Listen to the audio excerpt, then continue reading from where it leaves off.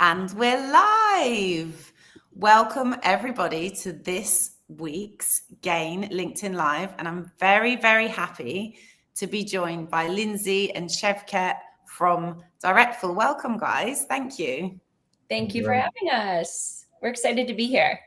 Yeah, it's fantastic to have you on. And we're joining from like all different parts of the globe. Well, me a lot further.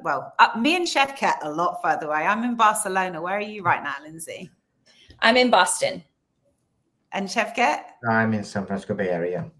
We're like time zone separated, but we've all made it to Remember, this. we're borderless. We're borderless. We are, exactly. We're a global community, and I love that. It's a fantastic thing to be. So this week we're going to talk about Directful and extremely important industry pain points that you guys are solving. But first of all, Shevket, could you just introduce yourself and tell us what you do at Directful? Sure. My name is Şevket. I'm the founder and the CEO of Directful. Originally Turkish. Maybe you see my LinkedIn profile. I lived in the Asian side of Istanbul, worked and schooled in the European side, like a daily trip over there. But in Directful, I built 5 online travel agencies in the past. I know how the industry really loves the OTAs. And in Directful, we are hotel industry's first AI native and fully autonomous guest re-engagement platform. And in the very simple terms, we are bringing hotels, past guests, back to the hotels to fill in the rooms. Fantastic. Yeah, I think later on we're going to hear some quite surprising, what might be surprising statistics about how much hotels are actually paying OTAs. So we'll wait for that moment, but thank you very much, Shevket. No problem. Lindsay, do you want to just quickly introduce yourself before we dive in? Sure. Hi, I'm Lindsay Wenger, Vice President of Sales for Directful. I'm a hotelier by trade. I started my career in hospitality, hotel operations. I wanted to be a general manager. Fast forward to working my way through lots of different various departments, working in hotels, and then consulting with hotels for the past dozen years. So excited to be here. Fantastic. And for those of you who don't know, I'm Zoe. I'm a senior lead gain advisor, specifically in marketing. And I do these lives with interesting people such as yourselves. So we've heard a little bit about you, Shevket, but what we want to know is, why did you see the need to start Directful? What was it in the industry that you thought, I'm going to fix this? Sure. When I was building the fifth OTA, I was in SF, and an old friend, a revenue manager, Volkan, he gave me a call, asked for my help to increase his hotel's bookings. And that really started the first steps. Like I've seen the hotel PMS for the very first time. I didn't know about it in the OTAs. You don't really come across with the PMSs. And after reviewing the PMS data, I asked Volkan, hey, Volkan, what you're doing with the data that sits in the PMS? And the minute I've seen his wondering eyes, I knew immediately that the data in the PMS is doing nothing but just collecting dust. So I basically asked them, like, let's do something unconventional, like nobody ever tried before. Let's invite your past guests back to the hotel, and let's use SMS for this, because I believe you're going to get much better conversion. And that's what we did. When we launched the program for the very first time, Volkan, it didn't really take Volkan to more than 2 weeks to call me back by the end of the month, telling me, Şevket, this is really working out. We already have an attribution of $20,000 worth of bookings. Can we please do it again? And then that was my point, that I got on a mission to help hotels control their guests like never before, and get more independence from the OTAs. That's how we actually started. Yeah, fantastic. I love that real world use case, and the fact that hoteliers seems to be sitting on revenue already. It's like not a heavy lift. It's there. You just need to extract it. And why go for it again when you've already got it, the data? Brilliant. It's a gold mine. Sorry, it's literally a gold sitting on a gold mine. I mean, that's data, isn't it? You just need to be able to access it. So when it comes to OTAs, what are you seeing in the market? Like, what are the difficulties that hoteliers are facing in terms of fees and things like that?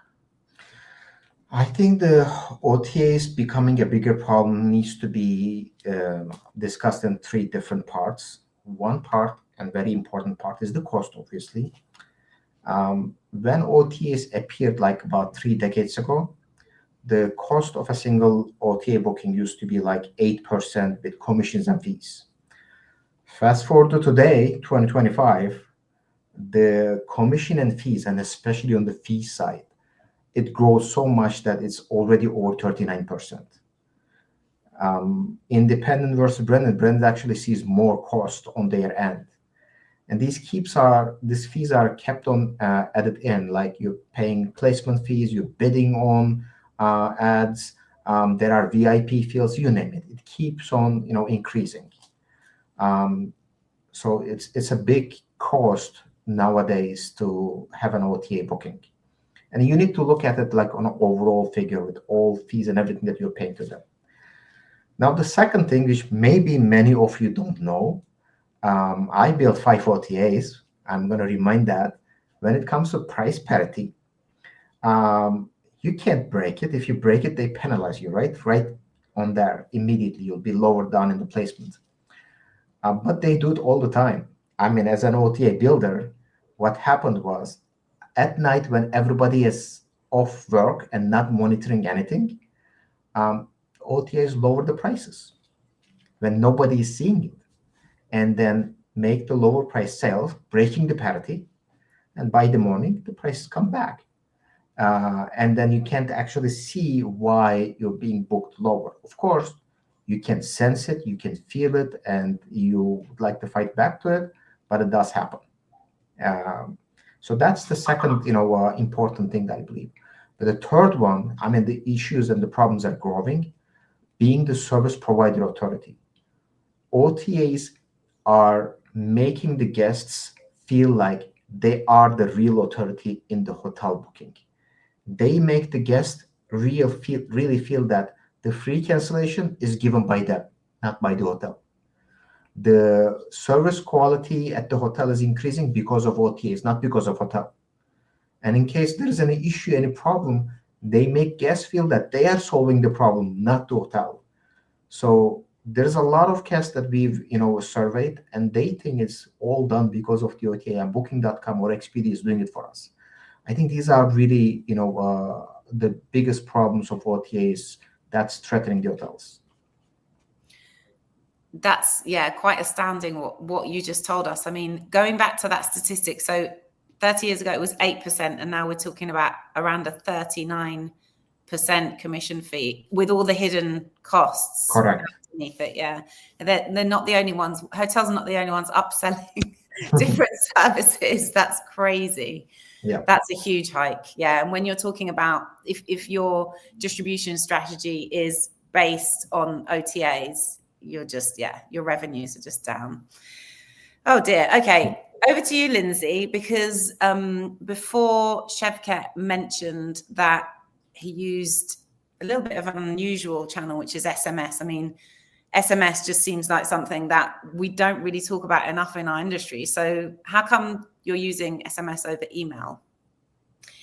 Yeah, email marketing, it's been used for decades. And let's face it, it is just saturating everyone's inbox.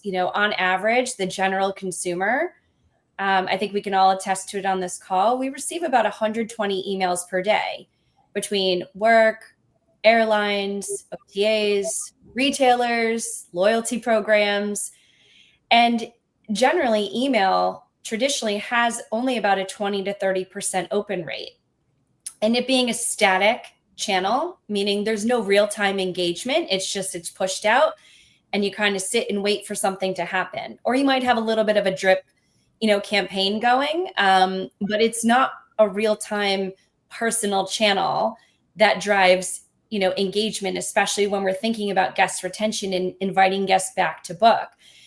I was sitting in a room a couple months ago at a conference, and it was a breakout. There's about 100 hoteliers. Most of them were marketers in the room.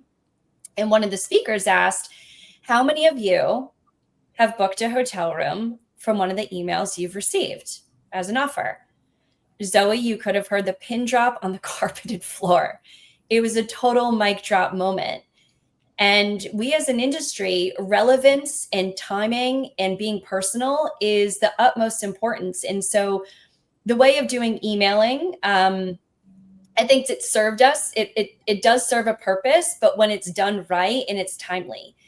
And opening up to new channels like SMS that has really high engagement, really high read rate, before sending any of these messages out, we need to talk about the data enrichment. And, Chef Kat mentioned, we enrich data to a point where we can predict past guest behavior and when guests are likely going to make another booking.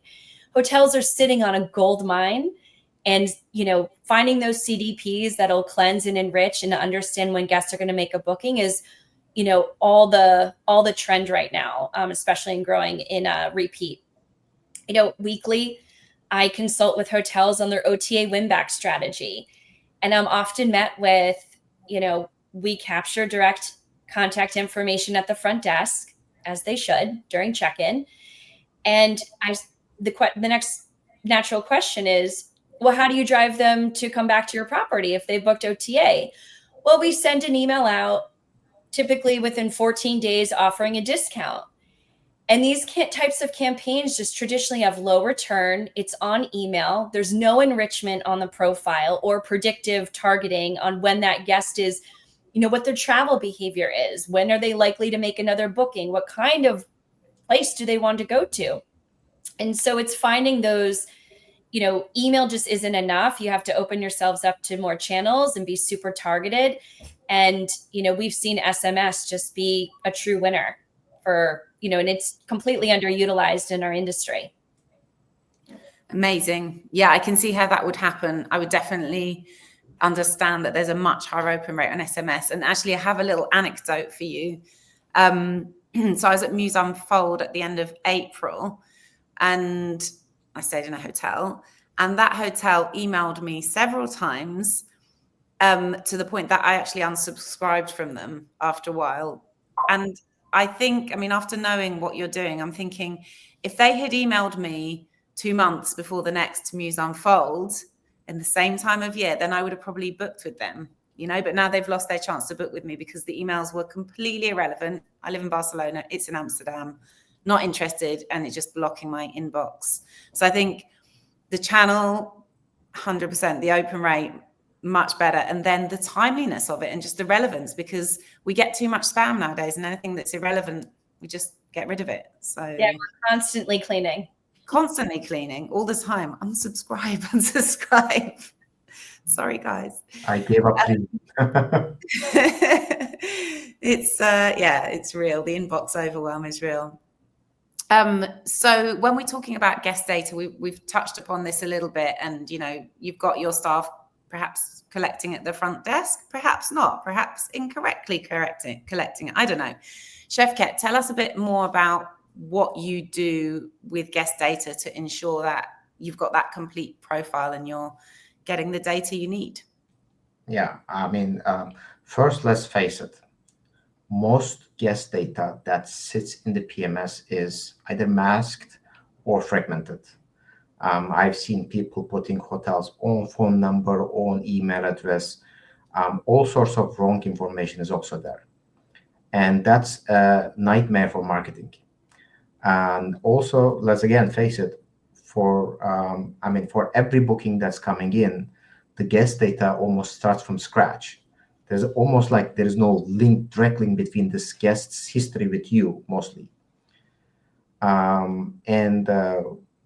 For hotel healthy marketing, data ownership is also confusing, not clear. And what we know is hotels really need to own the data.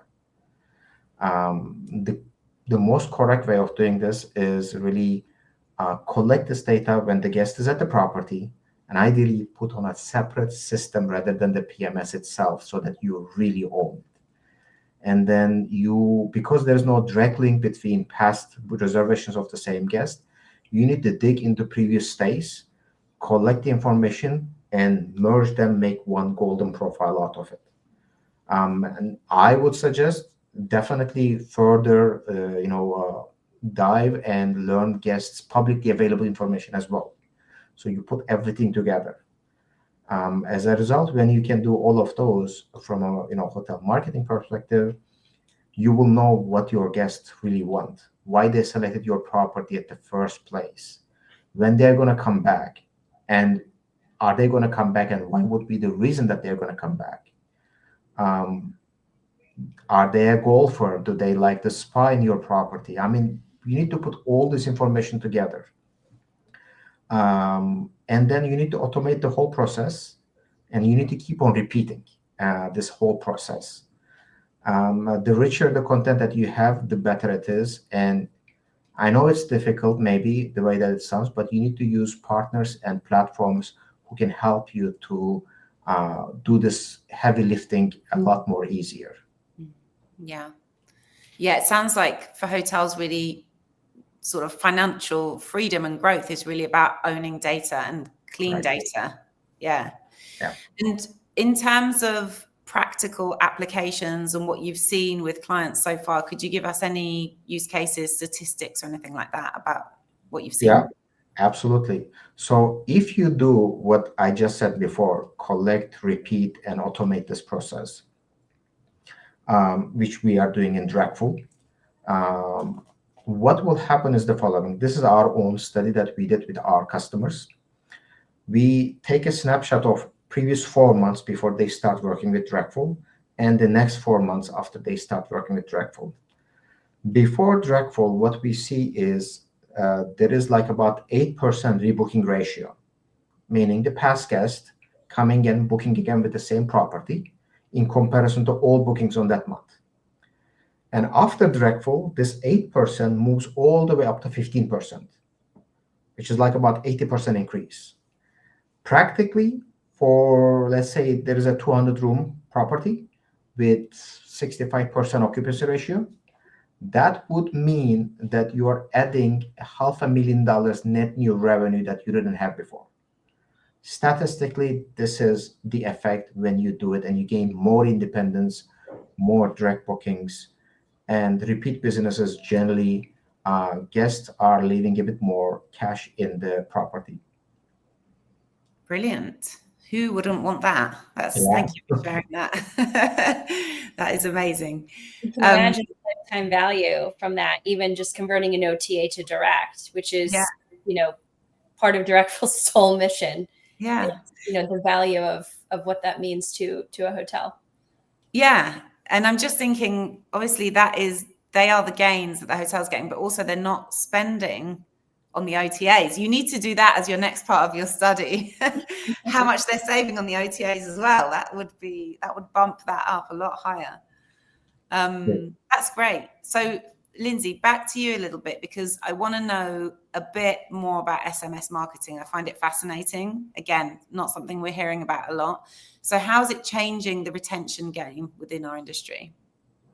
It completely is changing the retention game. It's a channel with exceptional open read rate of about 98%. Every text is typically read within 3 minutes. 3 minutes with a 98% open read rate. Just let that sink in. Email 120 a day, 20 to 30%, read. It's just the subject line has to catch you. People can't get away from text messages, and it's super easy to actually opt in guess. Time and time again, we hear from our own customers at Directful that say, oh my gosh, like when I turned this channel on, I had no idea how many people wanted to actually engage with us and chat with us about their next stay, because we're going after the owned channel, the repeat channel. And so generally, like 8 out of 10 travelers, they're more likely to book those properties that offer personalized, sending things at the right time, to a traveler that's interested in traveling, interested in booking, getting them during the buying cycle. And SMS, just as a channel in general, as you know, it allows to speak in a more conversational way and not just be transactional. So when you have proper enrichment done, you have SMS tailored the right way on your guest profiles, you could send a reminder at the right time to say, hey, that room you loved is available next weekend. That's so much more relevant to a traveler who's looking to come to Boston again, and stay, because of, whatever preferences that, your CDP has on that guest. And it just is a really, really profitable channel that, we're hoping the hotel industry really tries to make more of a mark in, like other industries are doing. So interesting. Yeah. So interesting about SMS. I think, it's like I said, it's something we're not talking about enough. It's something, like you just said, other, e-commerce are using it. So why aren't we taking that, that indication and using it? Honestly, hoteliers, when I speak to them, they're generally afraid, saying, we don't want spam. We don't want the opt-outs. We have a very low opt-out rate because when the marketing is done correctly, right? I'm talking like a couple of messages throughout the year that are timed perfectly, and the guest is asked to receive information, right? And it's got to be personal. So when you have all those mechanics and those variables in place, it just works. It does work. People convert. I mean, at Directful, we have about a 19% conversion rate on the messages being sent out. I mean, that's really, really high. Really, really high. It is high. And also you're gaining trust and loyalty every time that you send a timely message out, I think, because again, going back to my example was like, stop bothering me. That's not a good feeling to have about a hotel, as much as lovely the hotel was. But if I get something that feels very personal to me, maybe I can't go, maybe for whatever reason, but I appreciate it and I'll open it next time. So yeah, very, very good. So we are in budget season right now. And I wanted to ask you, Lindsay, what do you think that hotels should be prioritizing right now? First and foremost, I feel so bad for hotels. When I was in hotel sales and marketing, I did not have a ton of tech to choose from. And so the tech fatigue is real. We get it. We see you, we feel you. And, given the forecast for the rest of the year and for the first half into next year, it's so important to look at tools that are going to drive repeat as much as possible, going after your owned channel, which is people who have booked your property in the past, and shifting as much share from the OTAs as you can. So finding those tools, seeing what worked, what didn't work, being courageous to try a new channel like SMS. And then for budget season, absolutely look at your marketing engagement tools to see what tools could truly do the workflows for you. So it's the do more with less attitude that I think should be prioritized for budget season. Yeah, 100%. I mean, it is overwhelming for hoteliers, but like you say, gaining independence from having to pay these fees is kind of sowing the seeds for future success and immediate success, it sounds like. But anyway, not just future, but immediate. So that's great advice. So we're just closing up now, but Shevket, back to you. I'd like to know what you would like any hoteliers who are listening to take away from this conversation. Definitely gain more guest data that you can do pretty good personalization. And with the data that you collect and the personalization that you make, you can delight your guests by telling them what you know about them and how they want to hear it. And that will result in an increased retention. And this retention will basically mean direct revenue for you. And it's the cheapest way to get new bookings, by the way. I, just like Lindsay, I would like to say seriously consider SMS as a new distribution channel that you never used before. And once you automate all of those, or you have a partner in the field, you don't really need a full marketing team to get these results. You don't need an army of people. Platforms like us does automate the whole requirements. and we are in the year 2025. Right now, guest retention is not a nice to have, it's just a must have. It's your margin saving must have necessity. That's what I would say. Great advice. Thank you both so much for coming. We've come to the end. This was a fantastic session. I think there's a lot to think about there. I hope anybody watching, thinks about all these tips and tricks and actually uncovering something that they've already got within their system. I really like that, doing more with less. And if anybody wants to find out more about Directful, how should they do that? Oh, absolutely. Check out our website to connect with us directly. We'll be launching more webinars and LinkedIn Live clips to kind of dive more deeper into the topics we talked about. So feel free to grab your seat in the upcoming weeks, and we look forward to connecting with everyone. But website's the best. Fantastic. Yeah, we've only skimmed the surface today, I feel, but yeah. Yeah, we'll be sharing more, like as I built like 5 OTAs in the past. I'll be sharing more how the OTAs are thinking and navigating, and you should have your ammunition ready for fighting back. Good. We want to see that all over LinkedIn, Chef Care. We will look forward to it. It's coming up. Fantastic. Have a great rest of your day. Thank you for joining. Thank you, Zoe. Appreciate it. Thank you. Take care. Bye. Bye.